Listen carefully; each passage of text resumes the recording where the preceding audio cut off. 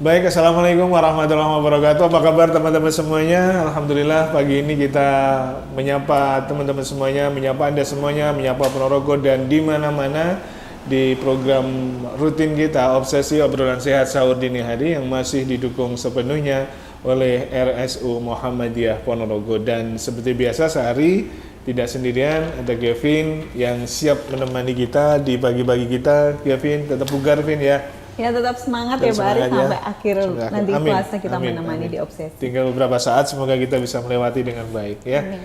Oke, kita masih melanjutkan bahasan Ya, masih kita kemarin dengan ya Vin ya. Dan Alhamdulillah Dr. Pipit juga sudah hadir bersama dengan kita. Assalamualaikum Dok. Waalaikumsalam. Sehat, bisa hadir lagi bersama dengan kita. Menikmati sahur pagi ya di Obsesi. Ya. Kita refresh dulu atau gimana, Vin? Iya, mungkin refresh dulu karena mungkin kemarin ada yang belum mendengarkan atau terlewat ya Dok ya. Mungkin sedikit refresh atau review mengenai apa sih itu demensia Dok dan bagaimana gejalanya. Oke.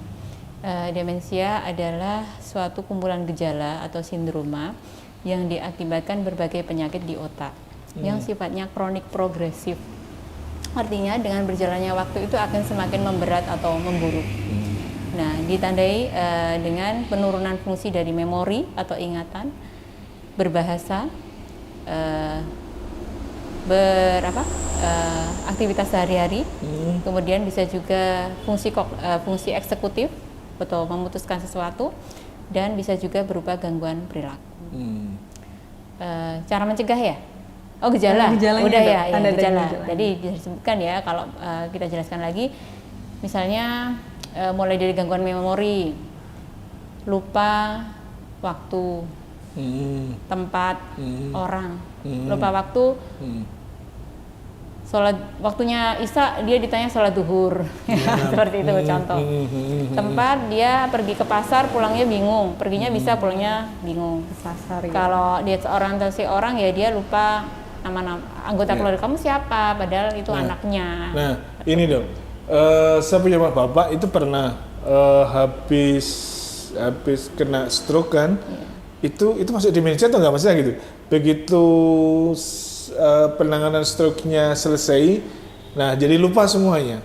Jadi sama saya sama anaknya lupa, terus bacaan-bacaan sholat itu juga lupa semuanya. Yang kayak gitu tuh masuk demensia atau memang itu karena faktor di luar demensia sebenarnya? Iya, salah satu jenis demensia adalah demensia vaskuler, yaitu stroke ya, pembuluh darah kan. Jadi pada saat stroke itu aliran darah ke otak itu terganggu, ke sel-sel otak yang di bagian area tertentu ya, itu kalau stroke-nya sumbatan maka kesumbat, kalau stroke-nya perdarahan atau pecah pembuluh darah makanya juga pecah. Tapi intinya asupan nutrisi ke daerah sel-sel otak itu jadi terganggu, maka sel-selnya akan mati, rusak.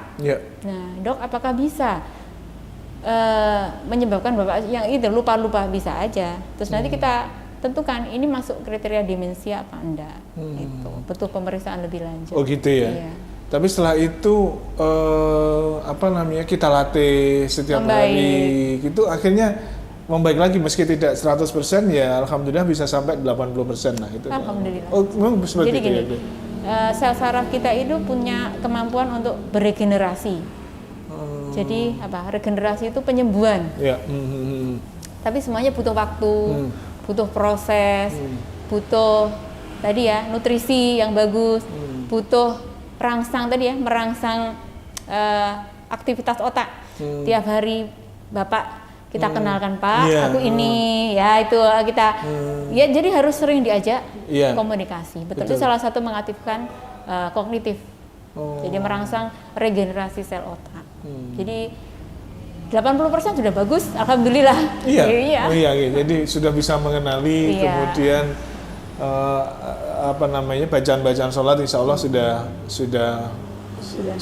Iya. Cuman yang 20% sih yang masih ada yang kadang-kadang lupa. Mungkin sesuai usia. Kalau sesuai usia lupa-lupanya berarti bukan demensia. Kan tadi ada tes tertentu yang kalau di pemeriksaan ini masih lupa-lupanya sesuai usia dan itu belum bisa dikatakan demensia ya. Mungkin jadi perlu pemeriksaan. Ada lagi Dok. saya juga ngerti apa ini demensia atau enggak ya. Habis kecelakaan, terus kemudian mohon maaf ada operasi di apa namanya? Jota. Darah, ada darah. Kemudian setelah itu sudah lupa semua. Jadi tidak ada yang dikenali dan sampai sekarang itu. Tapi sehat sih secara fisik. Nah, itu demensia atau bukan dokter? Jadi salah satu tipe demensia karena trauma kepala, bisa kan? Oh iya. Masuk lagi ya tadi ya. Nah, ini cuma contoh-contohnya aja. Oke. Penyebabnya trauma kepala. Apa perlu berulang kali? Enggak. Kadang-kadang ya sekali aja menyebabkan demensia ya bisa juga dia jadi udah nggak kenal. Ya, terus nggak bisa melakukan mungkin sebelumnya sebagai guru, terus dia nggak bisa lagi sebagai guru, nggak bisa melakukan aktivitas yang sehari ya bisa juga itu suatu demensia. Jadi saya temennya gitu, kayak lo, sama itu kan, terus saya sebutkan nama, nama gitu, iya, kayak gitu, dan sampai sekarang masih sugeng. Nah itu semoga mendengarkan pagi ini beliau ya. Tapi semoga bukan demensia ya, kalau bisa beraktivitas. Bisa beraktivitas aktivitas sehari-hari melakukan fungsinya dengan baik bisa.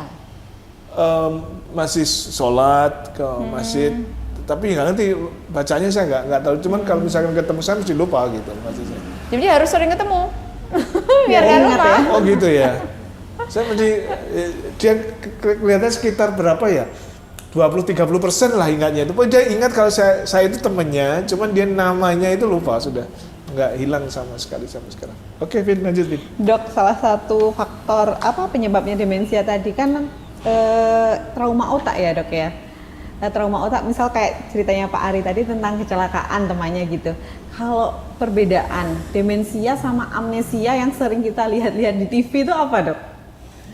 Kalau amnesia itu ada macamnya ya. Jadi amnesia yang baru atau lupa beda. Kalau demensia tadi definisinya, kalau amnesia misalnya amnesia saya kok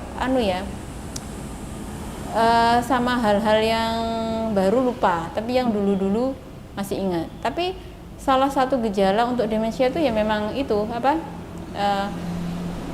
lupa akan yang baru-baru, tapi yang dulu masih ingat. Biasanya pasien demensia seperti itu, tapi pada yang ya? sudah pada demensia sudah berat, yang lalu-lalu juga lupa. Jadi amnesia itu ada yang baru tadi ada 2 ya, sama yang dulu.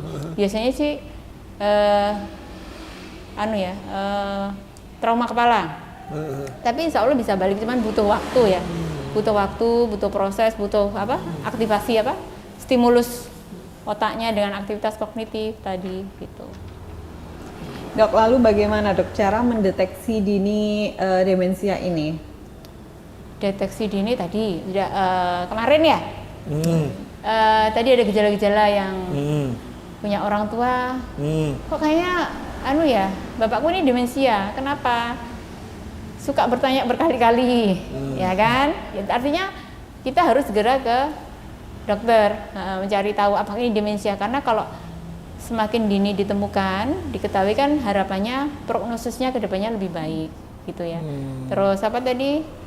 Gangguan berbahasa, mau nyebut satu sulit, mengenali orang nggak kenal lagi, nggak bisa melakukan aktivitas. Biasanya bisa nyapu, sekarang pegang sapu tuh cuma dipegang aja. Tapi bingung nyapu tuh seperti apa, kayak gitu. Ya itu ya.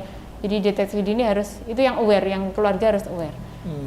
Lupa jalan pulang tadi ya, itu yang sering terjadi seperti itu. Jadi ini kayaknya harus ke dokter saraf deh, atau ke dokter psikiatri boleh gitu. Kalau penanganan sama pengobatannya sendiri seperti apa, Dok? Apakah demensia ini perlu ada obat yang dikonsumsi seperti itu, Dok? Oke. Sampai sekarang itu tidak ada obat demensia dalam artian mengembalikan seperti normal. Itu yang saya ketahui. Tetapi untuk ini sudah terdiagnosis sebagai demensia ya. Ada pengobatan, penanganan itu tujuannya ada 3. Yang pertama, mengoptimalkan atau memaksimalkan kemampuan yang masih dia punya. Misalnya dia masih bisa masih bisa mandiri, itu dipertahankan. Yang kedua, tetap mengaktifasi fungsi kognitif, jadi terus distimulasi. Yang ketiga, memperlambat ya perburukan dari demensianya. kan tadi kronik progresif sifatnya. Jadi semakin bertambahnya waktu itu semakin memburuk. Jadi harapannya kalau memburuk itu diperlambat. Bisa ya dok? Insya Allah bisa. Jadi diperlambat gitu. Dan semoga tidak ada gangguan perilaku atau yang tadi ya gangguan perilaku psikologis yang kayak cemburu yang cemburu buta ya seperti itu. Jadi terus kadang-kadang cemas, kadang-kadang emosi yang tidak terkontrol, ya semoga nggak terjadi itu. Jadi tujuannya itu. Tapi kalau untuk mengembalikan seperti normal itu kok belum ada. Tapi kalau menurut Al-Quran atau hadis memang belum ada obatnya ya Bikon ya, begitu ya? Gimana? Wah, belum anu dok saya dok. Belum tahu hadisnya. Tapi emang ada dok ya? Ada, saya lupa itu Al-Quran atau hadis, saya lupa. Itu ada, memang Bikon ini tidak ada obatnya. Oh. Atau mungkin saya salah, nanti kita koreksi aja ya. Iya, nggak apa-apa. Nanti ini kan berarti ini nanti, terbuka saja. Untuk pasien demensia itu mungkin ada terapinya ya dok ya? Ada. Jadi terapinya itu memang ada dua, farmakologis dengan obat-obatan dan non farmakologis tanpa obat-obatan. Obat-obatan tadi saya bilang intinya memperlambat. Intinya tujuannya semuanya memperlambat progresivitas ya. Jadi perburukan gejalanya demensia. Kemudian yang non farmakologis itu banyak. Ada terapi okupasi. Jadi ada terapi yang biar dia melakukan sesuatu yang tadi kegiatan sehari-hari itu aman dan nyaman. Kemudian terapi bahasa agar mudah mengingat. Kemudian terapi perilaku biar emosinya nggak ada itu yang marah-marah aja itu. Jadi itu ada terapi itu. Kemudian dietnya ya harus gizi sehat dan seimbang, bergizi dan seimbang. Apakah pasien demensia kognitifnya tetap diaktifkan? Tetap. Kalau masih bisa membaca, menghafal, meskipun kemampuannya sudah jauh turun ya, tetap membaca. Kalau dia hobi menulis, menggambar, menghafal, masih bisa menghafal mungkin 1-2 ayat boleh aja ya, seperti itu. Terus sama aktivitas fisik, artinya berolahraga sesuai, pasti disesuaikan dengan masing-masing individu ya. Kan ada yang cumanya bisa jalan aja atau duduk berdiri aja gitu, jadi disesuaikan dengan kemampuan masing-masing. Artinya gitu. Ada perlu supporting pihak luar ya dok ya? Betul, yang paling penting adalah caregiver, kita sebut ya caregiver, jadi yang merawat itu benar-benar. Saya tahan dulu dong ya, mohon maaf, ini nanti akan dijelaskan selepas kita istirahat dulu ya, selepas menikmati sahur dulu, nanti setelah ini jangan lupa Vin. Jangan lupa ini ditanyakan lagi nanti kalau lupa nanti. Tentang support ya bagi pasien demensia. Oke, teman-teman kita akan jeda dulu sebentar ya. Selepas beberapa iklan kita akan balik lagi, tetap bersama di Obsesi Obrolan Sehat Sahur Dini Hari, didukung sepenuhnya oleh RSU Muhammadiyah Ponorogo.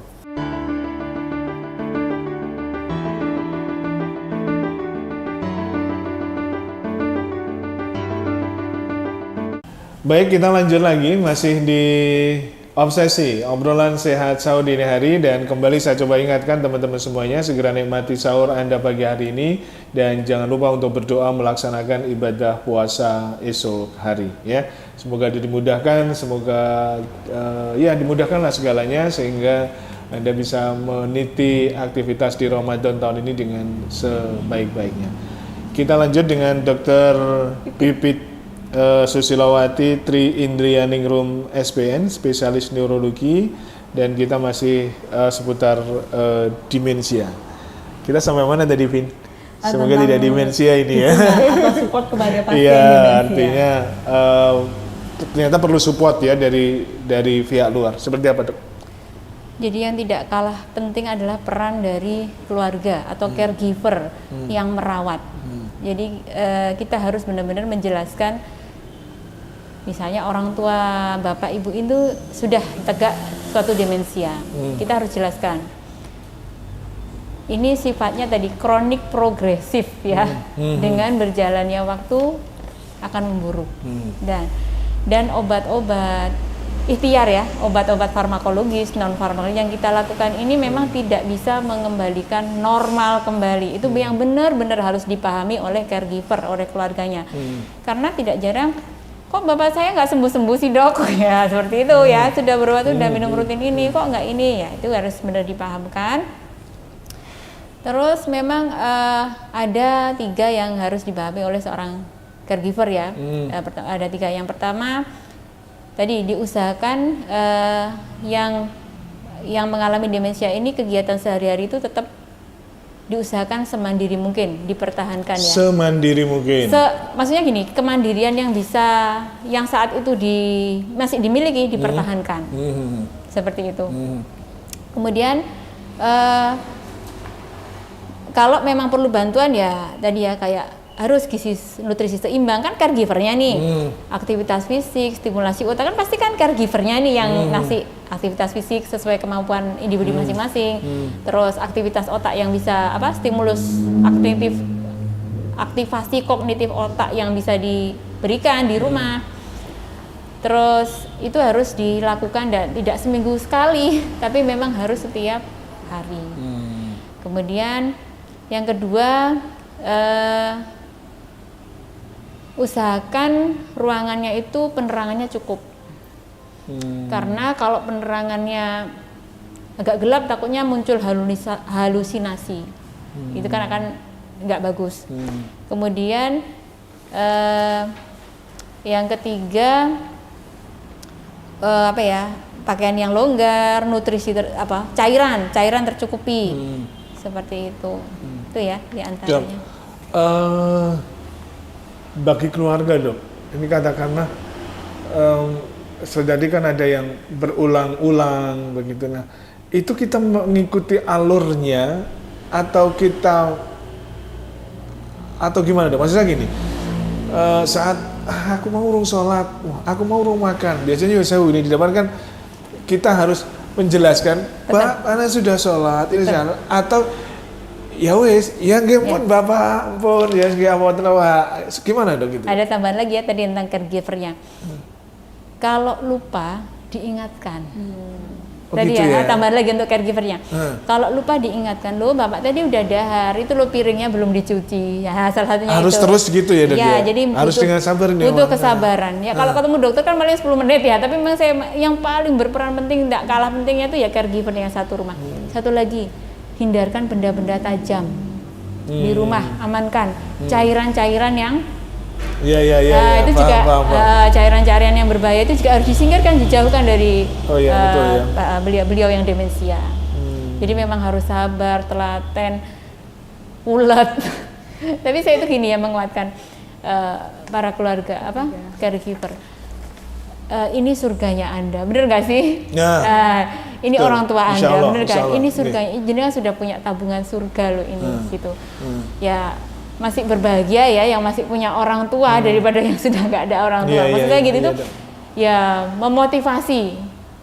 Karena merawat orang demensia itu memang butuh biaya, butuh waktu, butuh kesabaran, butuh tenaga. Jadi memang banyak yang harus kesabaran yang penting. Iya, kesabaran. Karena butuh support tidak hanya pasiennya juga, tapi caregivernya juga butuh support mungkin.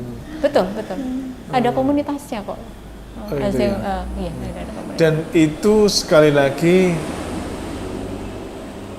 hanya bisa mengurangi ya dok, atau memperlambat ya dok? Memperlambat. Jadi, kalau sudah terdiagnosis sebagai diagnosa, jadi semua ikhtiar tadi itu memperlambat. Makanya saya bilang kalau mungkin demensia 70, 75 kan ya sudahlah, mungkin sudah waktunya gitu loh. Jangan sampai masih di bawah 60 atau 65 terjadi demensia, kan sayang juga. Harapannya kan 70 masih aktif, harapan kita semua. Amin.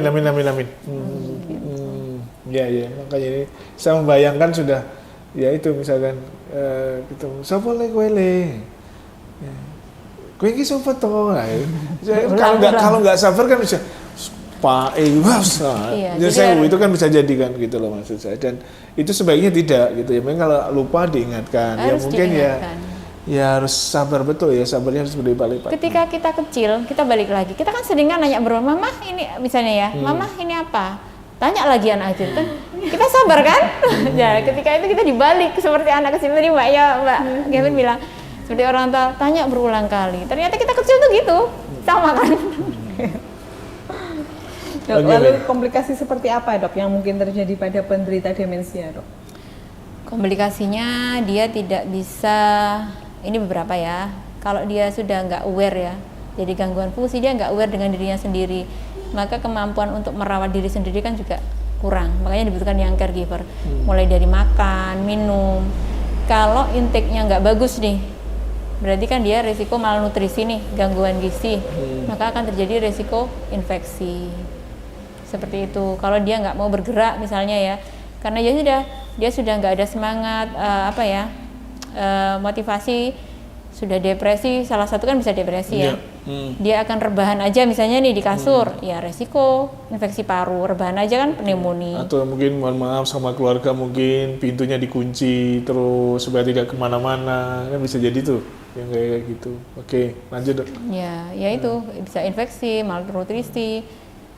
Tapi disebutkan bahwa kematian terbanyak itu karena infeksi memang.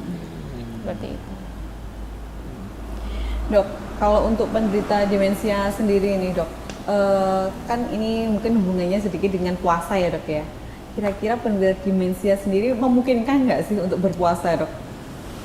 Atau sejauh mana mungkin? Apakah Iya. puasa kira-kira berefek ya? Artinya bisa jadi sebuah terapi. Mungkin, saya nggak tahu ini dok. Bisa juga dicoba ya. Demensia kalau sudah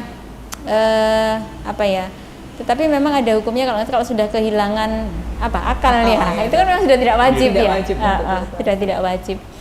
Ya nggak apa-apa kalau memang keluar masih misalnya ditanya nih, Bapak mampu puasa? Mampu kok. Ya nggak apa-apa. Meskipun dia nanti kadang sholatnya duhur berkali-kali, belum sholat, aku udah sholat duhur kok. Ya kita paham, tapi masih puasa ya Pak? Ya masih, ya nggak apa-apa. Kan ketika mungkin sudah uzur banget kan juga tidak diwajibkan puasa ya, kalau sudah mantu ya. Itu belum ada penelitiannya, apakah puasa, mungkin kayaknya perlu penelitian ya, apakah puasa. Apa dengan berpuasa dan beribadah bisa demensia ya? Maksudnya beribadah, jadi berpuasa karena memang bulan penuh barokah mungkin. Iya, namanya juga ikhtiar ya, Iya. ya benar-benar. Si sering-sering, ayo kita diajak ke masjid. Iya. Nah, ya, kalau masih Pokoknya bisa, digandeng loh ya, jangan lupa nggak digandeng nanti pulang. masih bisa ngaji, Nanti pulang masih sendiri bisa. nggak tahu arah. Hilang nanti. Dok, untuk seseorang yang sudah terdiagnosa demensia nih, bagaimana sih cara meminimalisir gejala-gejala yang muncul? Berarti ini betul tadi ya terkait terapi aja farmakologis, non farmakologis, obat-obatan kalau memang diperlukan ya kita kasih. Terus kalau ada gangguan perilaku ya kita obati, ininya berobat rutin. Kemudian jangan lupa harus cek berkala kalau memang ada faktor risiko hipertensi, diabetes, kolesterol tadi. Intinya perilaku hidup sehat harus tetap ya, jadi mulai gizi seimbang, aktif, kognitif maupun fisik, spiritual itu harus diaktifkan. Tapi ini perlu kontrol setiap bulan ke dokter syaraf atau tidak dok? Perlu. Demensia itu? Perlu. kira-kira. Perlu. Karena kita dengan obat, membaik dok, itu kan kita perlu observasi. Dok ada keluhan baru, mungkin ada gangguan perilaku, misalnya tadi marah-marah yang nggak terkontrol, emosi atau cemburu, melihat sesuatu orang yang sudah meninggal beberapa tahun yang lalu, itu bisa muncul pada pasien ya. Jadi ya. demensia itu bisa memunculkan halusinasi juga dok? Bisa. Itu yang sudah Iya. sudah berat ya. Di Indonesia sendiri atau di Ponorogo mungkin prevalensinya seperti apa dok ini untuk demensia ini, dan bisa jadi. Nah di Ponorogo kok saya belum tahu ya prevalensi. Iya, karena mungkin gini dok, mohon maaf ini, mungkin dianggap sesuatu yang karena faktor usia sehingga Dianggap normal. normal. Bisa juga. Jadi tidak diperiksakan ke... Jadi iya Vin, jadi bisa jadi seperti itu. Memang Jadi, udah tua kok. Jadi iya udah tua ini betul. faktor, iya biasalah kayak gini, ini sudah faktor usia. Tapi kalau di RSUM udah bisa dilihat sebenarnya kan dia pakai RM ini, kita bisa klik demensia. Misalnya kunjungan dari 1 tahun itu berapa bisa. Diketahui ya, kita ambil dari data dari RM itu bisa diketahui demensia untuk tahun 2024 gitu bisa. Kalau mungkin dengan pengalaman dokter Bibit sebagai dokter spesialis saraf sendiri ya dok ya, sudah banyak ya dok menangani pasien demensia seperti ini? Kalau banyak enggak sih, cuman ketika datang ke saya itu udah ada gangguan halusinasi, seringnya ya, udah ada gangguan perilaku. Jadi ketika awal-awal stage awal demensia itu nggak datang ke kita, mungkin ya dianggap lumrah mungkin ya kayak gitu itu. Jadi mungkin ya kalau datangnya sudah pada fase lanjut ya agak sulit ya, kecuali kita deteksi dini udah ketemu gitu. Kalau deteksi dini, tapi tetap hanya memperlambat ya dok ya, mohon maaf dengan tidak mengurangi rasa, iya hanya memperlambat ya. Iya, tapi kan kita bisa melakukan lebih banyak.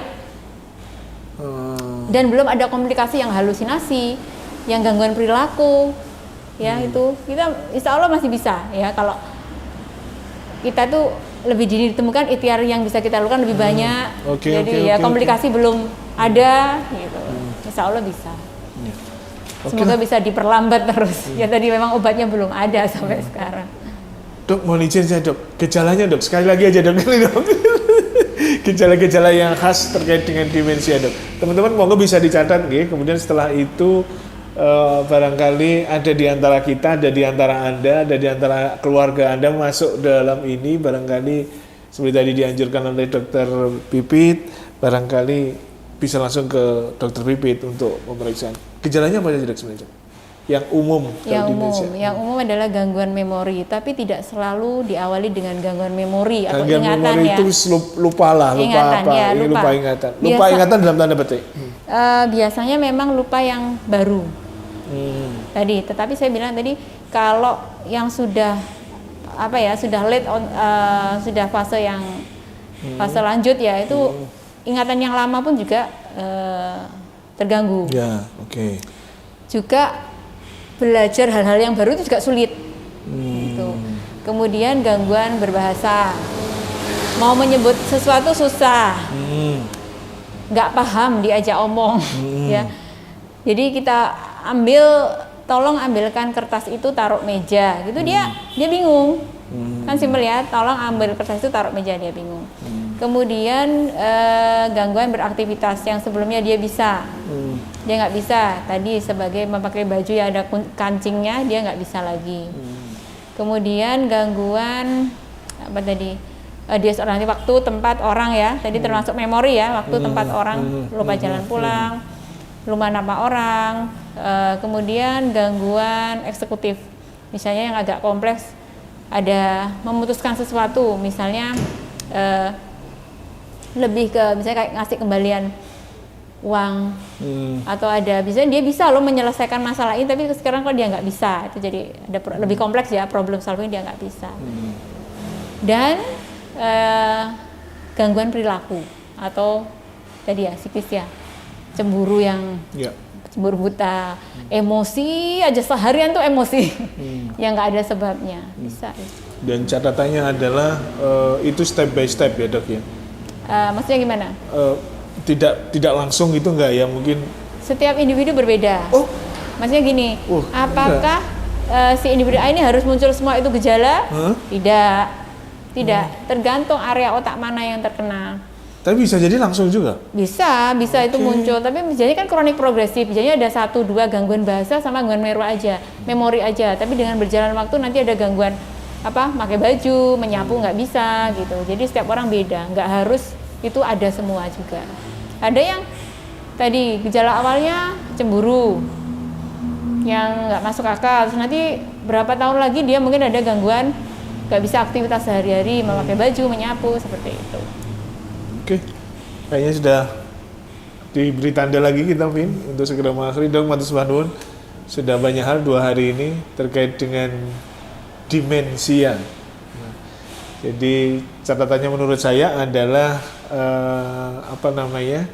kita harus lebih care lagi, jadi keluarga khususnya, barangkali ya didik kita juga, didik kita juga harus lebih care juga terhadap kemungkinan tadi yang dikatakan dokter. Dan apabila memang ada keluarga yang sudah dengan tanda petik mungkin ciri-ciri demensia, barangkali ya bisa lebih care lagi. Jangan anggap sepele pikun gitu ya mungkin ya. Jangan anggap sepele ya dok ya. Oke, baik. Vin, kamu atau kamu yang nutup ini? Kamu atau kamu? Ya boleh. Ya, Kevin ya. Oke. Terima kasih untuk para pendengar. Semoga yang disampaikan oleh Dokter Pipit tentang demensia ini bisa menambah menambah wawasan bagi masyarakat semua. Jadi kalau ada tanda dan gejala yang telah disebutkan oleh Dokter Pipit tadi, bisa konsultasi ke Dokter Syaraf di Rumah Sakit RSU Muhammadiyah Ponorogo, ke Dokter Pipit, atau kita juga ada Dokter Muhtar seperti itu. Untuk mengakhiri pagi ini, mohon maaf bila ada yang salah-salah kata. Saya Gevin, ditemani oleh Pak Ari dan juga Dokter Pipit. Mohon undur diri. Wassalamualaikum warahmatullahi wabarakatuh. Waalaikumsalam warahmatullahi wabarakatuh.